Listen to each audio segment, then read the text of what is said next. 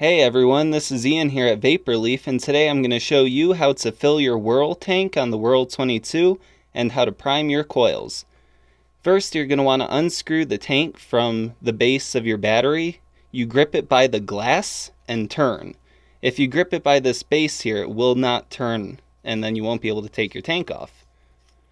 So once you've got that done, as you'll see the coil's stuck in there, you simply pull the coil out of your Whirl, like that. Alright, so you're going to prime your coil by applying juice to the cotton in the center of your coil. You may not be able to see it on the video as it's a pretty tiny coil.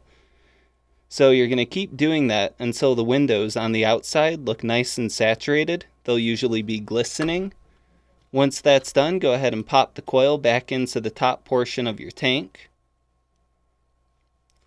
Then you're going to want to screw that back onto the base, like so. Once you've got the base screwed on, you're going to go ahead and unscrew that top cap there. Just twist off. Once that top cap is unscrewed, you're going to fill your juice through one of these two holes. Keep filling until the tank is pretty full. Leave a tiny bit of room at the top for air pressure. When your tank's nice and full, screw the top cap of the Whirl back onto the tank.